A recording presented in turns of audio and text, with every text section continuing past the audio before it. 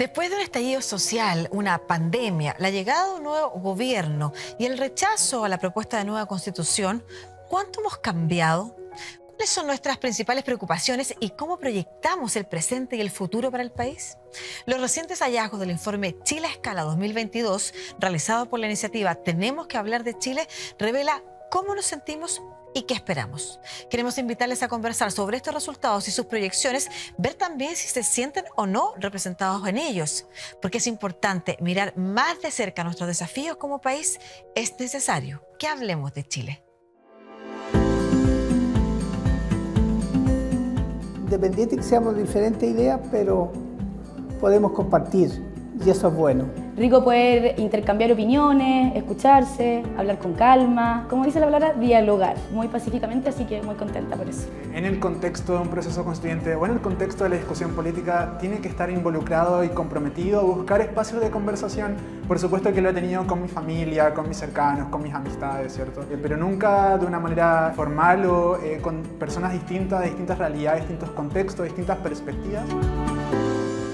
Vamos a partir este programa. Hablemos de Chile. ¿Cómo están? Bienvenidos y bienvenidas a todas quienes a esta hora se conectan con las pantallas de 13C para ver este programa que hacemos en conjunto con la Pontificia Universidad Católica de Chile. Hoy para hablar del Chile actual, pero bien actual es el Chile de hoy, a propósito de un trabajo que se llama Chile a Escala 2022, que ha permitido generar un recorrido, un tránsito, digamos, en lo que piensa la población en Chile desde el estallido social hasta ahora. Se ha ido modificando ese sentir, han aparecido nuevas emociones en torno al país que vivimos, a la sociedad en la que compartimos. Bueno, de eso vamos a estar conversando con Manuel Sepúlveda, que es coordinador de alianzas e incidencia de Tenemos que hablar de Chile, que son también el paraguas, ¿no es cierto?, de este proyecto Chile a Escala 2022. Muchas gracias, Manuel, por estar acá. Gracias por la invitación. Y estamos también con Gloria de la Fuente, que es doctora en Ciencias Sociales, académica de la Escuela de Gobierno de la Universidad Católica, miembro del Consejo Directivo para la Transparencia y coautora del libro, además, El pueblo en movimiento, del malestar al estallido, que hiciste en conjunto con Danae Millinars, la cientista política. ¿Cómo estás? Muy bien, muchas gracias por la invitación. Muchas gracias por estar aquí también, Gloria. Pero antes de partir con la conversación, quiero invitar a todos y todas ustedes que nos están viendo a ver una cápsula en la que se resume un poco el proyecto, también como una forma de introducirnos a la conversación que vamos a tener. Adelante. Particularmente este proceso de Chile a Escala es una metodología donde reunimos a entre 4 a 6 personas de manera digital para conversar sobre distintos tópicos relevantes para el país. En el año 2020 conversamos sobre qué cambiar, mejorar o mantener en Chile. Conversamos también sobre cómo se habían sentido las personas en la última semana para tratar de detectar un poco cómo estaba la emocionalidad del país. Y también escogimos un tema en el cual ellos podían profundizar y levantar propuestas. Y lo dije y lo transmití por todos lados, que me gustó mucho porque nos respetamos. Éramos todos diferentes. Yo me acuerdo como que si fuera hoy día que había una señora o un señor, parece que era que pues nos reíamos. Pues. Que como que era el único que opinaba diferente a nosotros, no iba por la misma línea de que íbamos los demás, ¿me entiendes? Por no nombrar en qué línea. Pero nos respetamos. Nos dieron nuestro espacio a cada uno. Ese proceso de diálogo que se daba en grupos pequeñitos fue súper importante para poder escuchar las distintas voces y miradas.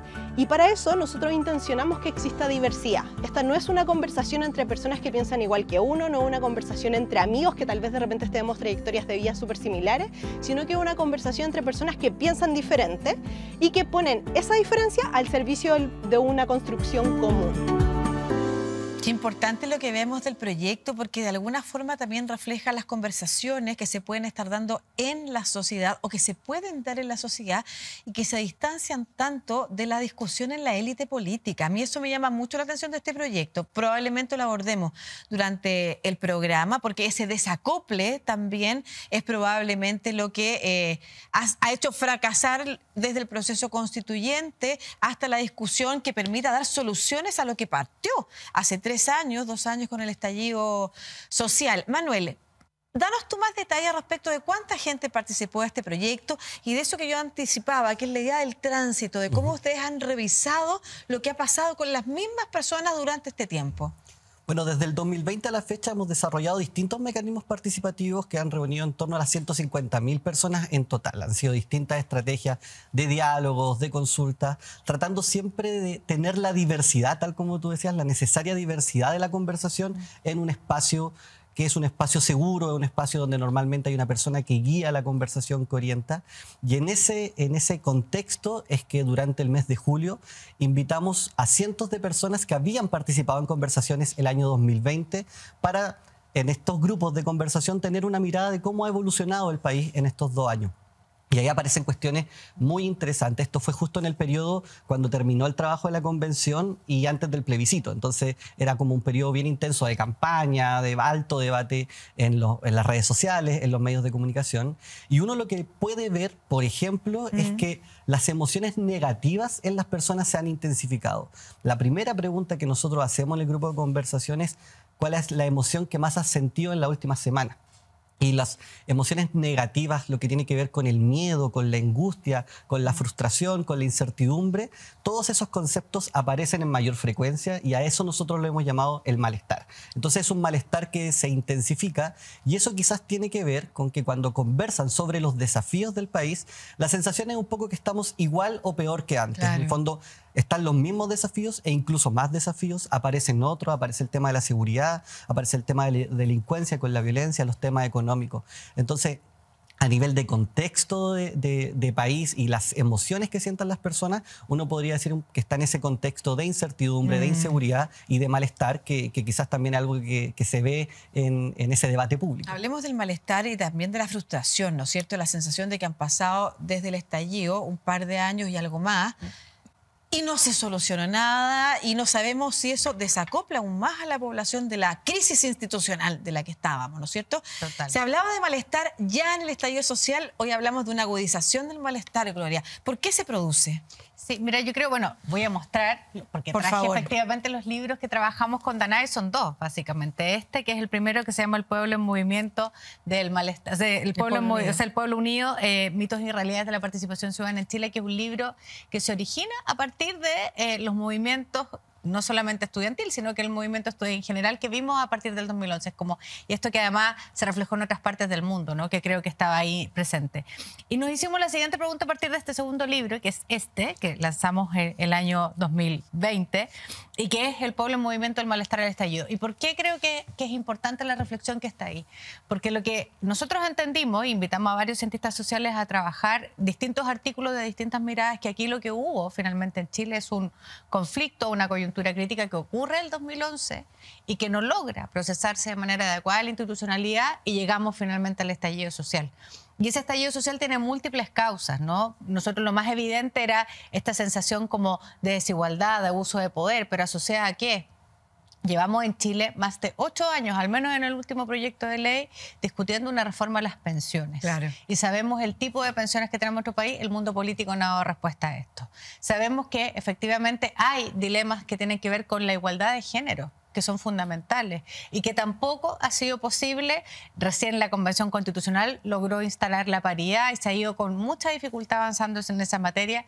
Sabemos que los temas de violencia se han ido agudizando en vez de, en el fondo, poder generar una respuesta adecuada para los temas de seguridad ciudadana. Hoy en día ya estamos hablando de crimen organizado. Entonces, hay respuestas que la ciudadanía requiere que se han ido, en el fondo, que el sistema político finalmente no ha podido procesar, y esto termina generando un malestar que desde nuestro punto de vista, a lo menos en el que tratamos bien en el libro, se transforma en el estallido social. Entonces, creo que estamos frente a un dilema en la sociedad chilena donde se encauzó, afortunadamente, lo que ocurrió en el estallido en una propuesta que en el fondo fue el acuerdo del 15 de noviembre, que fue el proceso institucional, pero esa respuesta, finalmente, 3 años después, todavía no ha tenido cabida en la práctica. Se rechazó la propuesta del texto constitucional. Hemos visto en estos días cómo los parlamentarios están tratando de protagonizar una discusión para poder llegar a un acuerdo, pero no hay todavía una respuesta concreta, no solamente en términos de la Carta Fundamental, sino que tampoco en materia de políticas públicas, en todos aquellos ámbitos que son sentidos en la población. Eso es importante. Nosotros hemos hablado también con otros investigadores e investigadoras acá sobre la irritación, sobre el malestar, y concentrémonos ahora en lo que ha pasado en estos 3 años, que además en el mundo la precarización de la vida se ha ido agudizando, pero nosotros teníamos un contexto ya previo. Pero la pandemia también impacta, la crisis en Ucrania, la inflación post-pandemia, ¿no es cierto?, por las ayudas sociales o un montón de otras cosas que han hecho que la vida se haga aún más difícil, sobre todo en esas materias que formaban parte del mayor descontento en este país, ¿no es cierto? Entonces, ¿qué es lo que ha pasado en estos 3 años que efectivamente no ha habido respuesta ni por una parte para este pacto constitucional que es de largo aliento, pero tampoco para este pacto social? ¿Eso se resiente en la discusión ciudadana? Nosotros vemos que se resiente y frente a la pregunta ¿qué ha pasado? Quizás la sensación de las personas es que no ha pasado nada y necesitamos que pasen cosas. Nosotros hablamos de los cambios estabilizadores de la vida. Preguntábamos el 2020 qué te gustaría cambiar, mejorar o mantener en el país. Cambiar era el verbo que aparecía con más fuerza y se hablaba mucho de sistema. Se hablaba del sistema educativo, del sistema de salud, del sistema de pensiones, de la Constitución. Grandes cambios, pero que tenían o que debiesen tener como resultado menos cambios en mi vida, que yo pueda tener más tranquilidad, claro, que yo pueda tener más certeza. Que las cosas cambien para que mi vida no cambie, exacto, no esté tan expuesta para que mi al proyecto fracaso. de vida pueda estar sostenido no en un castillo de naipes, sino en bases más sólidas. Nosotros hablamos del Estado que apañe, en el fondo un Estado que entregue esas bases para desarrollar mi proyecto de vida. Y frente a esa demanda o a ese anhelo, lo que se tiene o lo que logramos ver hoy día es algo que no avanza en esa dirección. Y ahí hay un elemento que a nosotros nos parece muy importante a considerar, porque es un tremendo desafío, es la desconfianza y la lejanía frente a las autoridades políticas. ¿Y eso se ha ido agudizando también en estos 3 años? Sí, lo que uno ve, algo que al menos está presente. Y si la convención aparecía como un nuevo espacio que venía quizá un poco a transformar, lamentablemente al poco andar la convención empieza a recibir el mismo tipo de críticas que tienen otros cualquier espacios grupo políticos. político. Exacto. Sí. Y O ahí sea, entonces de hay un hecho, desafío enorme. De hecho, yo creo que hay un dilema que enfrentan, yo creo, nuestra democracia en particular por sus propias características, pero las democracias en el mundo, que tiene que ver como con este sentimiento. Lo discutíamos a propósito de un estudio en otros países el otro día en la Escuela de Gobierno, este sentimiento como de anti-establishment, ¿no? Claro. Lo que hizo la convención de alguna manera fue transformarse con un discurso que lo llevó a lo electoral, finalmente a representar una cosa distinta, finalmente se terminó transformando en ese mismo establishment, Ya, pero... en ese mismo espacio de poder en el fondo donde que se aleja de la ciudadanía, se desacopla de la ciudadanía. Claro, Gloria, ahí quienes también nos han acompañado en estos días, incluso post plebiscito, ¿no es cierto?, en este programa, analizando un poco lo que ha pasado, habla de 2 vías que son distintas. Y la clase política en una de esas está llamada también a encabezar esa otra vía, que es la del pacto social, y que debiera avanzar con mucho más urgencia, por el que no ha pasado nada en estos 3 años. ¿Qué se puede hacer de ahora en adelante? O sea, estamos viendo, tú además que conoces el mundo público, mundo político, también estamos viendo nuevamente la discusión centrada en el tema de la convención y la ciudadanía un poco tratando de resolver su vía sola. De hecho, ¿qué se puede hacer ahora? Sí, de hecho yo creo que aquí hay una tremenda responsabilidad del mundo político en general. O sea, si hay instituciones que tienen niveles altos de desconfianza en la ciudadanía son los partidos políticos. Y los que están negociando una propuesta o una respuesta ahora a ese malestar, en el fondo ya ha salido la situación del plebiscito y reconociendo que es necesario un proceso constituyente son los partidos políticos. Pero lo que no puede pasar, creo yo, a propósito justamente de las demandas de la ciudadanía, es que quede atrapada la agenda en materia de políticas públicas producto de la agenda constitucional, que creo que es muy importante. Es importante en Chile cristalizar un nuevo pacto social a través de una nueva constitución, pero eso no excluye la posibilidad de generar respuestas concretas frente a demandas muy concretas de la ciudadanía hoy. Pero digo, reforma a las pensiones me parece fundamental. Reforma tributaria para poder financiar parte importante de lo que significa ese gasto fiscal adicional producto de esta reforma importante. El tema de la salud, clave. Hemos visto lo que ha ido pasando con ese porcentaje en el fondo de ISAPRES que están en una situación muy compleja. Creo que es clave porque en el fondo, además lo vimos a propósito de salud, vimos que efectivamente cuando se universalizan ciertas prestaciones, a propósito de la vacunación, en un momento de pandemia, la recepción de la población es muy positiva. Entonces, creo que tenemos un montón de cosas que hacer. Lo que no puede pasar en el mundo político, si no quiere arriesgar, en el fondo, al desacreditarse aún más frente a la ciudadanía, es que pareciera que su agenda corre, en el fondo, en la lógica del poder y no en la lógica de resolver. O sea, que el poder sea, en el fondo, funcional también a las demandas de las personas. Claro, es un equilibrio, o sea, es tan precario lo que le queda de confianza al mundo político, y ahí me queda la duda y que pudiéramos aclararla después de la vuelta también cuando continuemos con la conversación, después de la pausa, sobre si el mundo político está esquivando avanzar hacia un pacto social o realmente sigue concentrado en sus discusiones sin darse cuenta de lo que estamos arriesgando como sociedad, que es precarizar aún más la relación entre la ciudadanía y las instituciones. Vamos a hablar de malestar, vamos a seguir hablando de las otras emociones negativas también que se han desprendido. Vamos a ver si también se empatan con las que usted está sintiendo del proceso que hoy vive Chile, pero sobre una materia en particular quiero que escuchemos la siguiente declaración, que es del decano de Psicología, de la Facultad de Psicología de la Universidad Diego Portales, Antonio Steger, y que tiene que ver con un tema bien importante que también nos está obligando a ver cómo las personas prefieren salirse de la institucionalidad, que es el malestar en el trabajo. Veamos.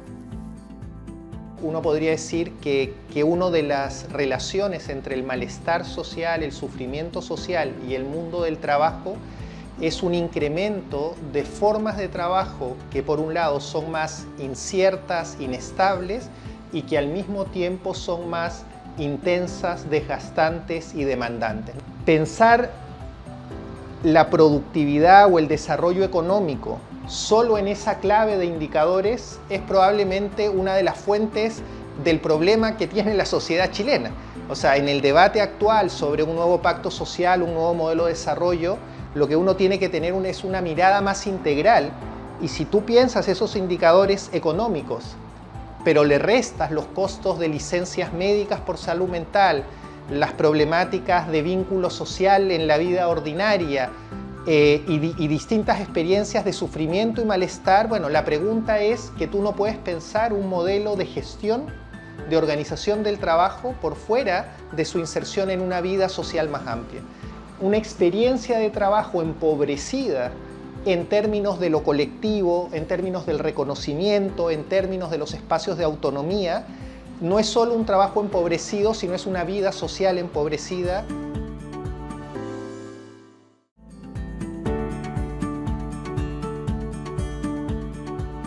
Estamos de vuelta aquí en Hablemos de Chile, programa que hacemos de la mano de la Pontificia Universidad Católica de Chile y de 13C, hoy hablando del Chile actual, pero el Chile de hoy. ¿Y por qué digo de hoy? Porque estamos enmarcando esta conversación en el proyecto Chile Escala 2022, que revisa el tránsito de las emociones, de las sensaciones de la ciudadanía desde el estallido social hasta ahora. ¿Han cambiado? Sí, se ha agudizado el sentido de malestar. De eso hemos estado conversando con Gloria de la Fuente, académica de la Escuela de Gobierno de la Universidad Católica, y también con Manuel Sepúlveda, coordinador de alianzas e incidencias de Tenemos que hablar de Chile, el paraguas de este proyecto. Veníamos de una declaración anterior del decano de la Facultad de Psicología de la Universidad Diego Portales, hablando del malestar en el trabajo como un tema importante también en relación a cómo el trabajo afecta la vida de las personas en su conjunto y las relaciones sociales.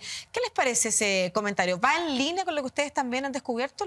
Va muy en línea. Yo hablaba de los proyectos de vida, de la importancia para las personas de poder pensar y sentir que tienen certeza, mayor seguridad respecto al proyecto de vida familiar, personal, y obviamente el trabajo es clave, es fundamental dentro de ese proyecto. Nosotros hemos escuchado frases como, mira, yo estoy relativamente bien, pero si yo llego a perder el trabajo, se me derrumba la vida absolutamente. Entonces, si hay inestabilidad laboral, obviamente eso afecta finalmente a cuál es la sensación general de bienestar de las personas. Y otro elemento que solo hago un nexo que me parece interesante, las personas hablan mucho de educación. Educación aparece como un tema, un desafío del país desde el año 2020, 2021, 2022.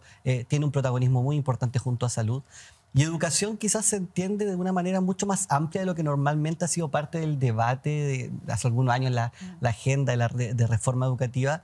La educación es vista como un elemento muy amplio, tiene que ver con educación para la vida, para tener relaciones interpersonales, para el respeto entre las personas, tiene que ver mucho con temas valóricos.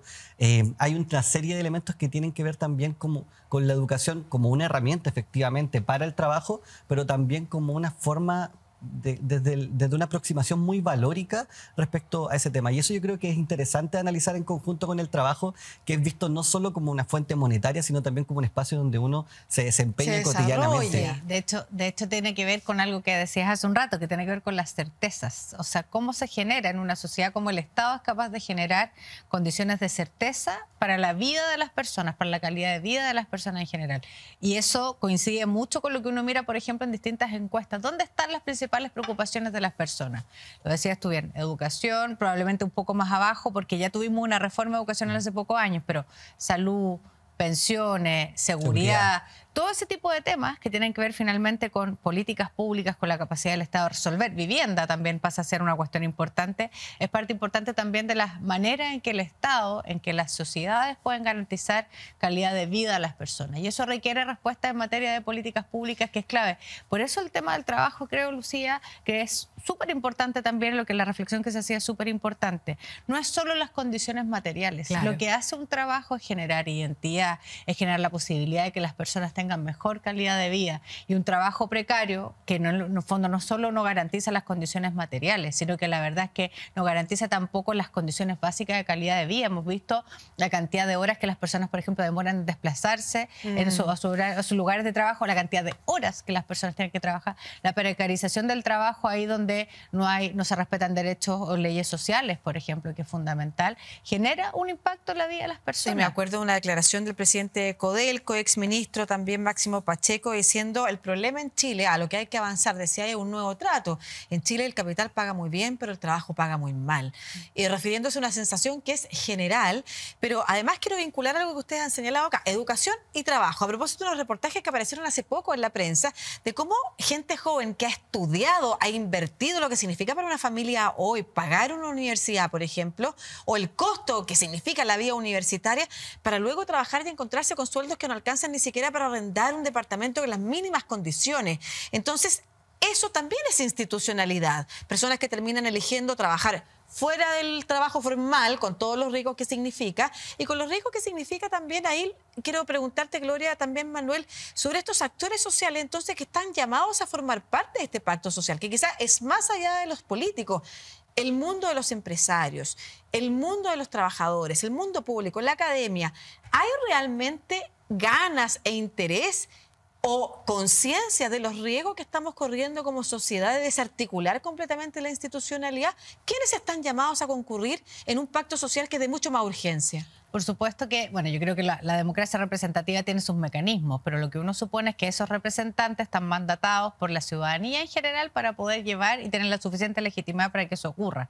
Yo creo que eso es lo que nos estamos jugando en este tiempo en el país, porque justamente aquel mundo político transversal que tiene que llegar a un acuerdo para definir unas reglas que en el fondo íbamos a ver cómo se eligen esos convencionales, cuál es el mecanismo, efectivamente, tienen que dotar a su decisión de legitimidad. Eso supone generar mecanismos de participación de las personas en distintas instancias. Lo hablábamos hace un rato atrás. Los cabildos, por ejemplo, autoconvocados de la presidenta Bachelet, donde concurrieron 250.000 personas, ¿no? Tenemos que hablar de Chile, que ha sido una tremenda iniciativa empujada por 2 universidades para poder generar espacios de encuentro y diálogo. Yo creo que son iniciativas fundamentales. En Chile, yo creo, uno de los problemas principales que hemos tenido a propósito de las múltiples causas que nos llevaron al estallido social tiene que ver con que tenemos como una especie de miedo al otro. En el fondo nos encerramos en una especie de burbuja de sentido donde yo converso con los que son iguales a mí y entonces le tengo desconfianza y miedo al otro. Chile es uno de los países que tiene unos niveles de desconfianza interpersonal más grandes. No solamente desconfianza en las instituciones, probablemente desconfianza interpersonal más grande, entre otras cosas, porque las personas tienden a agruparse en burbujas de sentido. Cuando tenemos la capacidad de generar instancias de diálogo, de conocer, en el fondo recuperar esa conversación con el otro. Por eso los cabildos fueron importantes. Y termino con esto. Recordemos también que los cabildos autoconvocados, no solamente a propósito de la iniciativa de la presidenta Bachelet, después del estallido social, hubo en distintos lugares del país muchos cabildos autoconvocados de sistematizaciones que finalmente y lamentablemente no tenemos en muchos casos, pero la necesidad de conversar, de dialogar, de encontrarnos. Eso yo creo que va a ser fundamental y la posibilidad de que eso ocurra en distintos lugares me parece que le da legitimidad a un proceso que lo requiere, por lo demás, porque se trata ni más ni menos que construir un nuevo pacto social. Sí, vamos a ver en el próximo bloque algo que se relaciona con esto, que es una conversación con una mujer dirigente y de cómo la ciudadanía se está empoderando. Pero nos queda pendiente urgente resolver un tema, que es que esta ciudadanía empoderada de todas maneras quiere respuestas del mundo político, pero si esas respuestas no llegan, en una de esas la ciudadanía va a correr solamente por su carril propio y ahí tenemos una crisis institucional más profunda de la que hemos tenido hasta ahora. De eso a la vuelta aquí en Hablemos de Chile, no se mueva de las pantallas de 13C.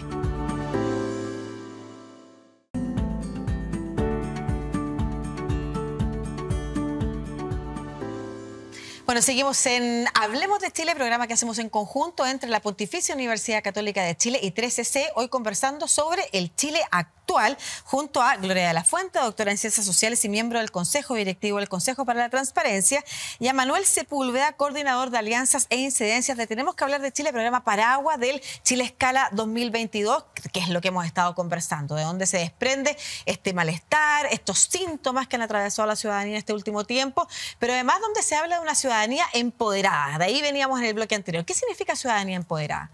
Quizás podemos decir dos cuestiones fundamentales. Lo primero es una ciudadanía exigente, una ciudadanía que demanda un mayor comportamiento ético, incluso de las autoridades, que estén más presentes en el territorio, que conozcan más los problemas que les afectan, pero también con la necesidad de ser parte de alguna de esas conversaciones, con la claridad de que tienen una voz, que tienen algo importante que decir. Y ahí es importante también mencionar que no necesariamente se habla de un reemplazo en el fondo de las autoridades, sino más bien de cómo se generan vínculos, cómo esas autoridades tienen un cambio en su comportamiento, porque en las conversaciones que nosotros desarrollamos, la vía institucional sigue en la conversación. Los políticos son un poco como parte del problema y parte de la solución. Queremos que se cambie el comportamiento que hoy día vemos de una manera muy crítica, lo que ven las personas, pero al mismo tiempo sabemos que se requiere de acuerdos transversales de la política para generar cambios que impacten en el día a día. Perfecto, vamos a hablar de la ciudadanía empoderada, pero con el territorio mismo, con Itamar Paniagua, que está en el Zoom, y ella es dirigente del movimiento Pobladoras en Lucha de Calama. ¿Cómo estás, Itamar? Muy bien. Agradecer por el espacio, por compartir también nuestros saberes de los territorios de Calama, que es una tremenda zona de sacrificio aquí. Importante la labor que hacemos aquí en esta comuna. Muchas gracias, Itamar, por este contacto. ¿Y te hace sentido lo que decía Manuel? Sí, me hace mucho sentido lo que habla, pero también hablamos sobre los pobladores y las pobladoras en este caso, que nosotros también somos parte de dar soluciones. También nos organizamos y somos parte de tomar decisiones, y eso es lo que hemos visto este último tiempo sobre el empoderamiento, dirigentas que han avanzado, que han disputado también el tema electoral, y hay un empoderamiento no solamente en el entendimiento de la palabra de una base, de una mini pyme, sino también un empoderamiento sobre el tema de despatriarcalización, sobre el tema de las mujeres, nuestros cuerpos, nuestras decisiones, nuestra participación política también ha sido importante este último tiempo. ¿Cómo se arma Pobladoras en Lucha de Calama, Itamar? ¿Cómo se construye este grupo? Bueno, el MPL Calama se construye el año 2013 en una toma de terreno que hubo en la ciudad de Calama, donde llegaron a ser 750 familias, que fue la toma más grande que hubo en Calama, la toma Freibón. Y desde ahí, bueno, entre mujeres, María Navarro, muchas compañeras que hoy siguen en otro camino de lucha, organizamos una movilización con otras pobladoras, que fue crucificarnos en altura, ya justo en Semana Santa. Hicimos poste como 22 cruces de palo de maderas, y era llamar la atención. Habíamos marchado en la ciudad de Calama, contarle que es un territorio carísimo, carísimo el precio del suelo, carísimo la construcción de viviendas. Hay un total de hacinamiento, más de 5.700 familias organizadas, donde también hay carencia de hospitales, carencia también de algunos accesos no tan cercanos como a veces lo tienen las partes más centrales. Bueno, acá la demanda más grande es el tema de vivienda. No se construye vivienda hace muchos años en Calama. Y son también por malas políticas que hay. No existe en Chile ley de vivienda, hay solamente normativa, que eso va cambiando a través de los gobiernos de turno. Entonces fue tanto el hacinamiento que levantamos una toma de terreno donde participamos 750 familias. Esta acción, esta movilización que hicimos con las cruces de palo, salió como hasta Ecuador, Santiago, salió por todo Chile, y nos llamaron de Santiago unos compañeros y compañeras de la FENAP en ese entonces, en Concepción. Y ahí hicimos nexo con la Federación Nacional de Pobladores y conocimos y compartimos su lucha y una reunión ahí en el ministerio. Y ahí empezó todo. Ahí aprendimos todo el proceso de la lucha. Itamar, ¿y tú sientes y el grupo siente que han podido avanzar gracias a que están organizadas y por su cuenta, independiente de lo que pasa en el mundo político, o sienten, como decía Manuel, que es importante que el mundo político también responda y atienda los conocimientos y las necesidades que ustedes tienen? Bueno, nuestro movimiento se basa entre lo que es vivienda, trabajo, salud, educación, que son los pilares fundamentales, ¿cierto?, para poder tener una vida digna. También hablamos sobre la lucha contra sin y desde el Estado. También hablamos sobre la organización, como dicen aquí, de organizarnos. Nosotros primero nos organizamos porque nos enseñaron, porque no lo sabíamos tampoco. Nos enseñaron a cómo organizarnos, buscamos terreno. Nosotros como comité, hay vecinas que llevan 20 años esperando un subsidio en nuestra asamblea. Hay vecinas que han fallecido en el camino esperando un subsidio. Entonces, aquí la larga espera es compleja. Nos organizamos, buscamos un terreno donde podríamos vivir, que estuviera urbanizado, que estuviera dentro de la ciudad y no en la periferia.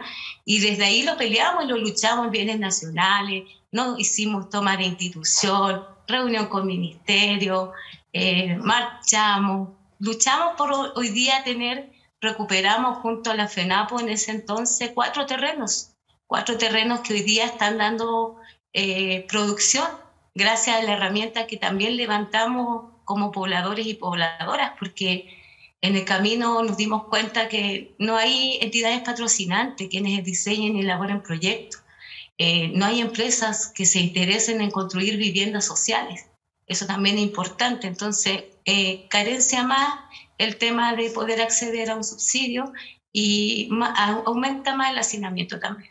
Bueno, muchas gracias, Itamar Paniagua, dirigente del Movimiento Pobladoras en Lucha de Calama, por no solamente darnos tu reflexión, sino que también contarnos tu experiencia. Me imagino que es dolorosa también a lo largo de los años, como tú dices, la espera es dolorosa, la espera duele para muchas y hay muchas personas que terminan falleciendo, incluso esperando por 20 años una vivienda. Lo vamos a seguir conversando acá y qué respuestas tienen que dar desde la institución. Muchas gracias, Itamar. Gracias a ustedes. Un abrazo. ¿Alguna reflexión, Gloria? Sí, qué importante lo que decía Itamar, yo creo sobre todo respecto a las características que tienen los movimientos en los territorios, en muchos casos que están liderados por mujeres. Y esto nos habla mucho, yo creo, de algo que tiene que cambiar radicalmente la sociedad chilena. Las mujeres enfrentan una especie de techo de cristal. En la sociedad chilena uno ve movimientos a favor de la vivienda y en el fondo reivindicando el tema de la vivienda, movimientos en el fondo en el territorio reivindicando otro tipo de situaciones, levantando agenda de políticas públicas y sin embargo, hasta que ocurrió el estallido social y luego finalmente en el fondo la elección de la Convención Constitucional, esto no era visible, ¿no? Y las mujeres tenían muy pocas posibilidades de llegar a ocupar espacios donde efectivamente pudieran tener incidencia en la toma de decisiones. Lo que ellas hacen es bien notable, pero muestra también la necesidad de que nosotros avancemos en temas de igualdad y de paridad, porque creo que es un imperativo finalmente la democracia. De igualdad y de paridad, pero también en dar respuesta. O sea, ella hablaba de 20 años esperando un subsidio, por ejemplo, y es parte también de los otros temas. Tú decías al inicio, Gloria, décadas luchando por la educación, por las pensiones y no se arregla. En el próximo bloque, como reflexión final, les quiero pedir que respondan el qué impide, que yo creo que es lo que está en la base de esta conversación. Bueno, ¿qué impide hacer los cambios entonces? Si tuvimos un estallido social, tuvimos una convención, ¿qué pasa? Que además en paralelo no se puede avanzar en una agenda social que es de urgencia y crítica hace muchos años. A ver si de alguna manera también respondemos a este llamado que está haciendo la ciudadanía desde distintas formas para las urgencias que se viven hace muchos años. Seguimos en el próximo bloque hablando aquí en Hablemos de Chile, sobre el Chile actual.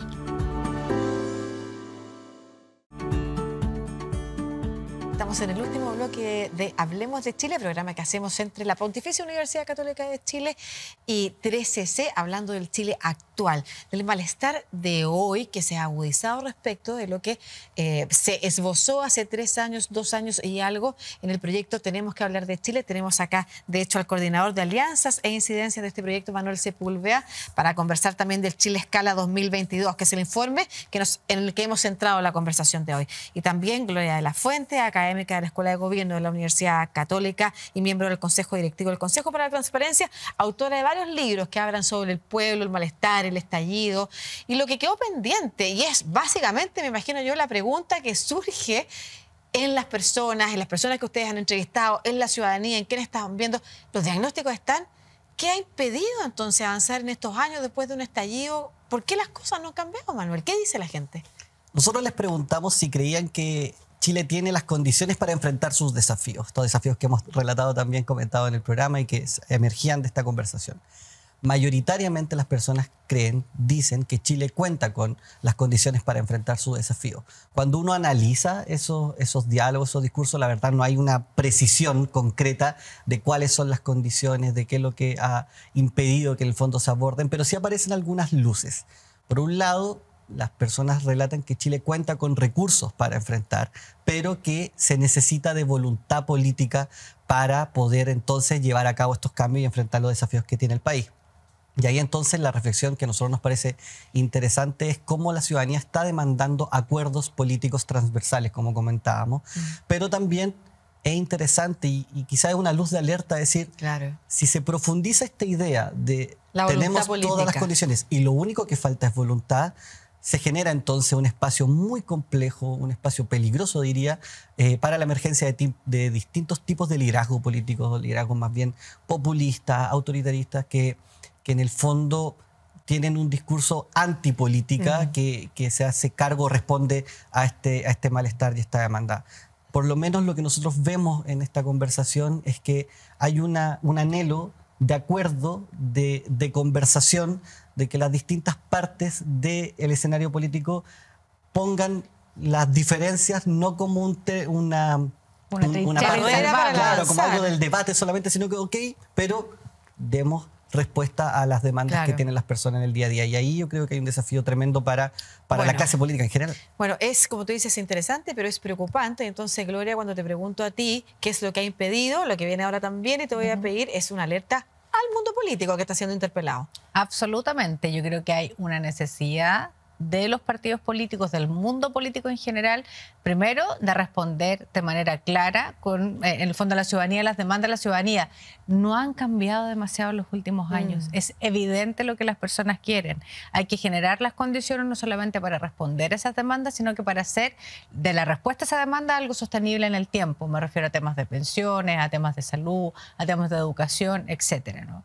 Yo creo que hay un ámbito también que tiene que ver con la recuperación de la confianza a propósito de los niveles altos de desconfianza que tenemos en las instituciones. Eso supone combatir de manera bien, me parece clara y frontal, la corrupción. Yo creo que si hay algo que ha llevado a niveles de desconfianza importantes en Chile, tiene que ver con la corrupción y hay que ser intolerante frente a ese tipo de situaciones.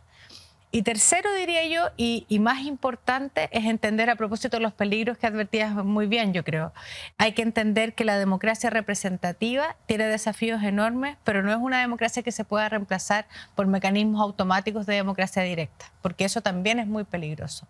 Que existan partidos políticos, que esos partidos políticos logren incorporar en su agenda temas que son de preocupación de la ciudadanía, es una necesidad. Así como es una necesidad generar mecanismos de participación para la que la ciudadanía no solamente se exprese en el voto, que es cada 4, cada 2 años, sino que participe y se involucre. Eso es la construcción de comunidad desde lo más inmediato a la construcción de un país. Que generemos diálogos en el fondo que permitan un cierto entendimiento entre las personas me parece clave. Y eso yo creo que es un desafío enorme que tiene que ver, entre otras cosas, yo creo, con romper formas de desigualdad, que no solamente es la desigualdad de ingresos, la desigualdad que perciben las personas respecto al trato, respecto al lugar que ocupan en la sociedad, respecto a las posibilidades que tienen de realizar su proyecto de vida. Me parece que eso es clave para pensar en el futuro. El privilegio, disculpa, solo muy breve, el privilegio, los privilegiados como un grupo y como una fuerte crítica frente a eso es algo que aparece fuerte también en las conversaciones. Y tiene mucho que ver con lo que recién decía Gloria, en el fondo. ese malestar frente a un grupo privilegiado, que un grupo que puede estar en la política, que puede estar en la economía, que puede estar en la televisión, que puede estar en distintos aspectos, sectores de la sociedad, y del cual yo no me siento parte y que yo espero tener igual de condiciones de trato. Además, claro, que yo creo que es parte de un poco también a propósito del proceso constituyente, lo que vimos en el proceso de la presidenta Bachelet, pero es también lo que han hecho ustedes. Tenemos que hablar de Chile. En este proyecto Chile a escala 2022 hemos visto también un resumen de lo que han hecho durante todos estos años, que es conversaciones improbables, de gente que no se conoce, 150.000 personas conversando, y lo bueno que eso genera en términos de ánimo y disposición a ver que se puede llegar a acuerdos pese a las diferencias, se pueden generar confianzas pese a las diferencias, algo de lo que hay que tomar nota entonces en las clases dirigentes, por decirlo de alguna forma, o en quienes toman las decisiones para poder avanzar. Muchas gracias a ambos por participar de este capítulo de Tenemos que hablar, Hablemos de Chile, se parecen mucho los nombres, y muchas gracias a ustedes también por acompañarnos a través de las pantallas de 3SC. Nos vemos en un próximo capítulo.